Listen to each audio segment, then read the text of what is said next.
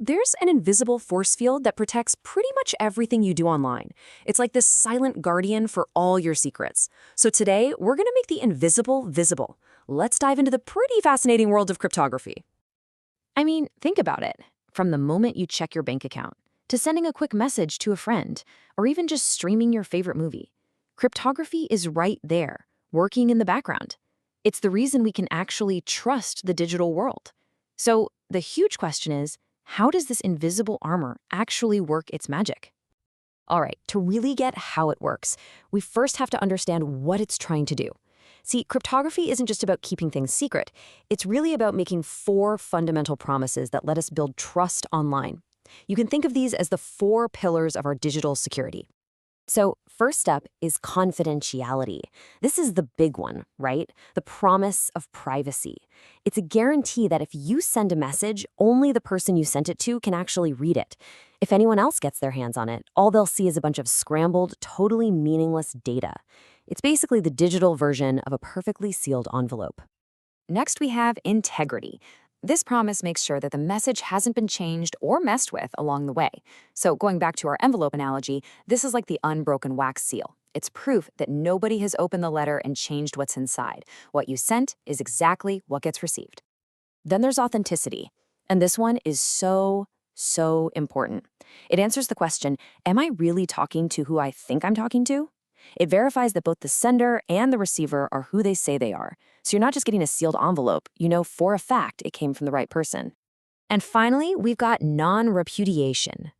Now this one is really powerful. It gives you undeniable proof that someone sent or received a message. They can't just turn around later and say, nope, wasn't me. It's like getting a signed receipt for registered mail. It proves the whole thing happened. Okay, so how do we actually achieve that first promise, confidentiality? Well, the most straightforward idea is to just use a single shared secret key. But, this simple solution comes with a surprisingly huge problem. This is what we call symmetric encryption. Just imagine Alice puts a message in a box, locks it with a special key, and then sends that box to Bob. Bob has an identical copy of that same key, so he can unlock it. It's simple, it's fast, and it works great, as long as Bob already has a copy of the key. And that brings us to the million-dollar question. If Alice and Bob are on opposite sides of the world and have never met, how does she get him the secret key without some eavesdropper on the internet just grabbing a copy? She can't just email it to him. That's like taping the key to your front door. This is the key distribution problem. And honestly, it's stumped the smartest people for centuries. And this struggle for secure communication is as old as writing itself. I mean, from Julius Caesar just shifting letters around in the alphabet, all the way to the incredibly complex Enigma machines in World War II. We've always been trying to send secrets. But they all had that same fundamental weakness. And then, in 1976, everything changed. The solution that finally arrived was just a stroke of absolute genius. It was a completely different way of thinking about keys. Instead of having one shared secret, what if everyone had 2 keys that were mathematically linked together? This is asymmetric encryption, and the concept is just brilliant.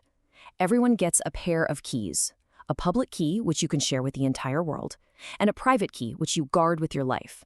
The way it works is anyone can use your public key to lock a message and send it to you, but, and this is the amazing part, only your private key can unlock it. It's kind of like you hand out open padlocks to everyone. Anyone can snap one shut, but you're the only person who has the key to open it. So let's just put them side by side for a second. On the left, you've got symmetric encryption. One key does it all, locking and unlocking. Simple. But again, how do you share that key safely? And on the right, asymmetric. A public key locks, a private key unlocks. This just elegantly solves that key sharing problem. But of course, there's always a trade-off. Symmetric encryption is like a sprinter. It is blazing fast and really efficient. Asymmetric, on the other hand, is more like a marathon runner. It gets the job done securely, but it's much slower. So here's the thing. Neither one is a perfect solution by itself. One is fast but has a sharing problem. The other solves the sharing problem but is too slow for everything. And this 2-key system has another incredible trick up its sleeve: digital signatures. The way it works is, you create a unique digital fingerprint of your message. It's called a hash. Then you encrypt that hash with your private key. That becomes your signature. Now, anyone in the world can use your public key to check that signature. It's a brilliant way to fulfill those other promises, authenticity and integrity, proving the message is really from you and that it hasn't been changed one bit. Okay, so we've got a fast system with a major flaw, and a slow system that fixes that flaw. So how does the modern internet actually use these tools to give us the security we just expect every single day? Let's look at how this all comes together to create the secure connection you're probably using this very second. So the solution isn't to pick one over the other. The truly clever solution is to use them together. This is called hybrid encryption, and it's basically the engine that powers all of modern web security. It lets us get the strengths of both systems while neatly avoiding their weaknesses. Okay, here's the aha moment. This is how it all comes together when you see that little padlock in your browser's address bar. First, your browser uses the website's slow but secure public key, and the only thing they do with it is create and safely share a brand new, one-time use symmetric key. We call it a session key. As soon as they both have that secret session key, they drop the slow method and switch to the super fast symmetric key to encrypt everything else. It's the perfect handshake. You get the security of public keys where you need it and the speed of symmetric keys where it really counts. But wait a second, how do you even know that the public key you're using really belongs to your bank and not some imposter? Well, that's where digital certificates come in. A trusted authority, like a digital notary, basically signs the website's public key, vouching for its identity.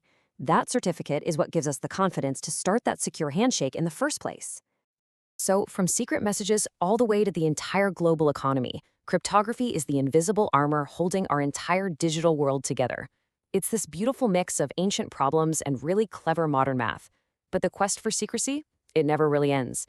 And as we look to the future, there's a new challenge on the horizon: quantum computing. And that leaves us with a really critical question. In that world, how long will today's unbreakable secrets actually remain secret?